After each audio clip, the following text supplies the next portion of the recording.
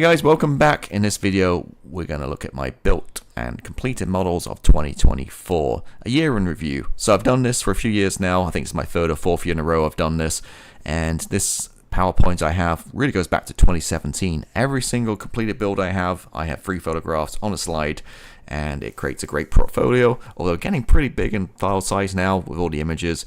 But nevertheless, it's a great way of, if anybody's thinking of doing the same thing, PowerPoint's a great way here, just creating that portfolio and history of all your builds.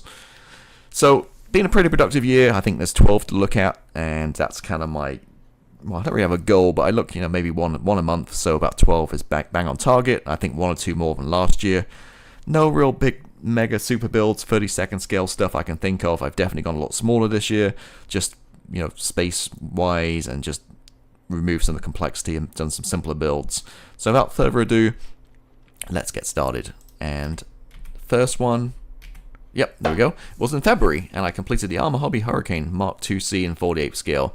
Great kit, really enjoyed this one. 48 scale Warbird, which is not something I usually do. I normally build 32nd scale, but yeah, it came out really nice kit. As you can see the detail there on the wings, just really nice. That flory wash just really picked it out, and happy with the kit. Now, Arma Hobby's latest releases haven't been so great, so hopefully they can right the ship and come back in 2025 with some more good releases.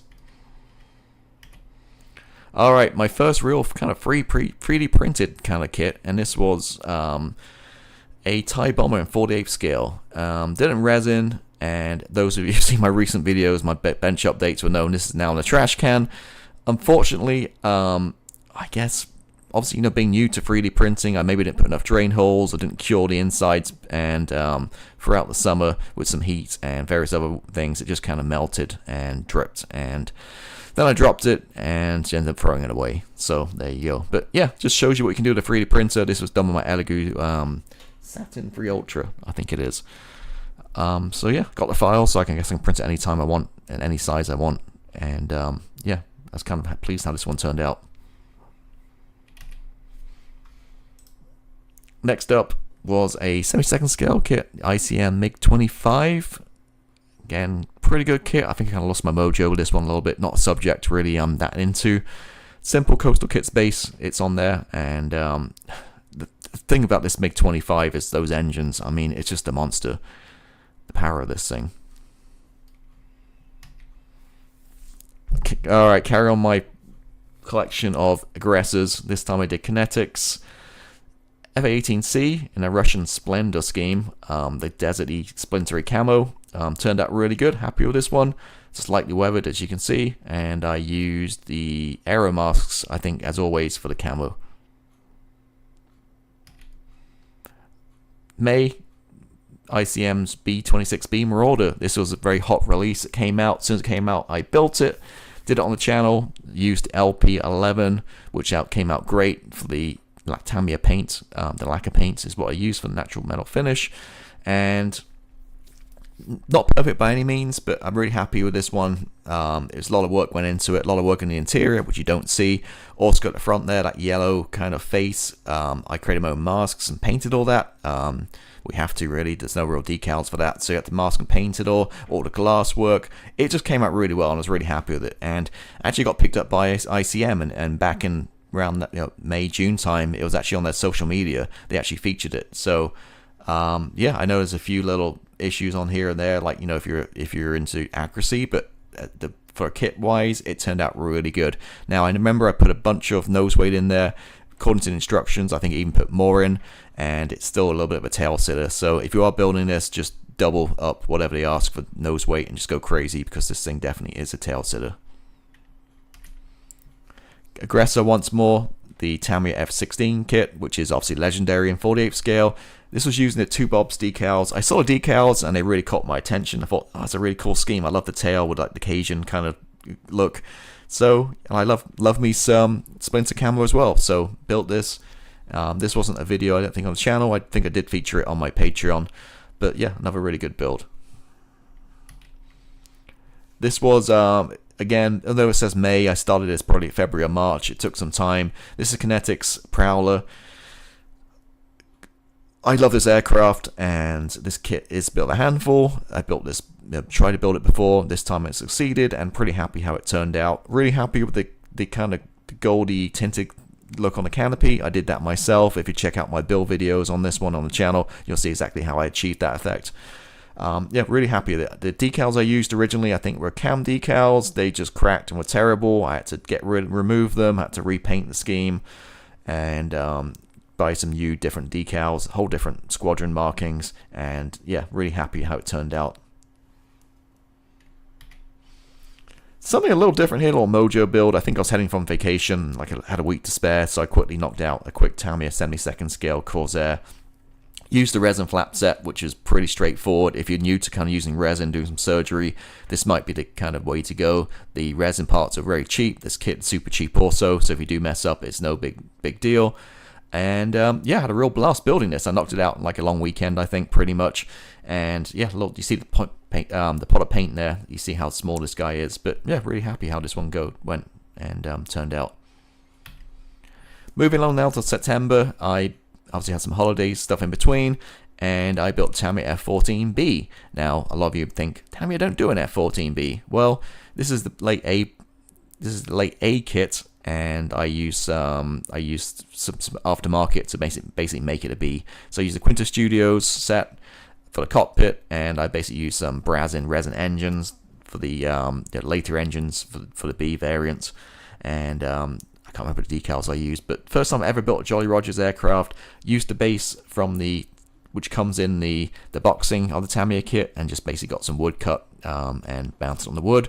And also, you don't see it in these images, but I got a custom acrylic display case made for this, which looks super awesome. So again, if you haven't seen this one, go back to my channel. You can see it. This is actually on Patreon right now. So if you want to see the full 8-part build series over on Patreon, again, I put a link below. You can check it out, and it includes me building the base. And again, I got a really cool custom case, acrylic case for this, so it's completely enclosed and dust free. Really happy how it's turned out. Even the shooter figure came in the kit. The way I painted it, I just really happy. The whole setup really gives a good scale effect having a figure next to your aircraft. Next up, Eduard's SU-25 in 48 scale, or obviously it's the Vesta kit. Now this came in limited edition like check markings. I wasn't really into that, so I picked up some Ukrainian decals and also the Aeromar set, which made things very easy. And did the Digicamo. Really happy this turned out. Actually a really good kit. You can see the really nice detail on there. Vesta, some of the early kits are pretty devoid of detail, whereas you can see on this one, especially on the wings there, all that detail you have on the fuselage. Kind of grind up a little bit beaten up. And again, I filmed this. So once again, this is going to be on Patreon for a build series, and this will be right after the F-14. Really good kit. Kind of again, it went together kind of Tamiya quality. Kind of like the Marauder. This one has kind of weak landing gear. Not really the kit's kind of fault. It's just the way the aircraft designed. You have to put it early on and build the fuselage around it, which is never a great thing. So it snapped off a few times, but got across the finish line and kind of happy how this guy turned out. Oh, one other thing to note with this too, I used the paint set from Hitaka, the lacquer paint set, and it did react with the mask set from Aeromask. Now I reached out to Aeromask, and basically there's some kind of ingredient within the Hitaka lacquer paints which kind of reacts with it. So I was told maybe if you leave it like 5 to 7 days between each color, there's zero problems at all. Like I did, if you wait a couple of hours and throw it on, they're just left like a sticky residue. Now it wasn't such a big deal. I just took the kitchen sink and with some Goo Gone, just gave it a good scrub and clean and got rid of all the residue, so you can't notice it on the kit here, on the finished kit. Just an extra step to take. So again, if you are building this and you are using the Hitaka paint sets with the Aeromask, just leave a few days in between each color and then you won't have an issue. Just wait for the paint to fully go off and cure. Next up, the Norton bike. Different subjects here. Something a little different. This is the 1/9 artillery kit, and it went together really well. I know a lot of people have these kits are really old, and people have a lot of complaints about it. But as you can see there, it went together really well. I went a little bit off piece here. I know the real kit, the real bike in real life has a silver fuel tank. I just didn't want to do silver. There's a lot of silver in there already, so I want to do white. So I just painted my my model. I want to do it a little different, so I painted it with LP, either 1 or 2, whatever the lacquer gloss white is with Tamiya, and it came out really good. I didn't bother giving any kind of 2K or any kind of polishing. I just gave it a quick LP9 gloss clear coat, and that was it. But yeah, really happy with this kit. It was fun to build, really good size for a motorcycle, and highly recommend it. And finally, my latest build is the Desert Babe, and you've been seeing this on my channel. This is the Eduard Desert Babe, which is basically the Revell Tornado kit in 48th scale. Really happy how it turned out. The color, really happy with the color. I will say, as a teaser, if you want to know what colors I used and all different techniques, go ahead and check out my build series videos. I talk about it in detail. I have seen this in real life, and again, right past an Air Force museum, I have a video on my channel where I actually went around the museum and recorded this, and the color I think is a really good look. Now, again, those accuracy nerds, this isn't pretty 100% accurate. I don't really care. I just build for the model enjoyment. I did get the flaps up. I think I have them upside down or messed up, and figured out about part number 6 of my build series. There's probably some other inaccuracies on here too, but overall, yeah, really good. Happy how it turned out. The kit was a bit of a handful to put together, as all these tornadoes are, but just some patience and a lot of sanding and scribing and filling and that kind of stuff. Got it together to an okay standard, and kind of happy how it turned out. My kind of highlight on this one, which is kind of silly, but the tail, where the soot kind of, where the buckets kind of flip up, the reverse thrust buckets, and it fires up the soot and engine grime up the tail. I'm actually kind of really happy how that turned out on my kit. I think it looks pretty accurate, and happy with the effect. And there we go. So that is it. That's gone through all my builds for this year. You can see quite a variety.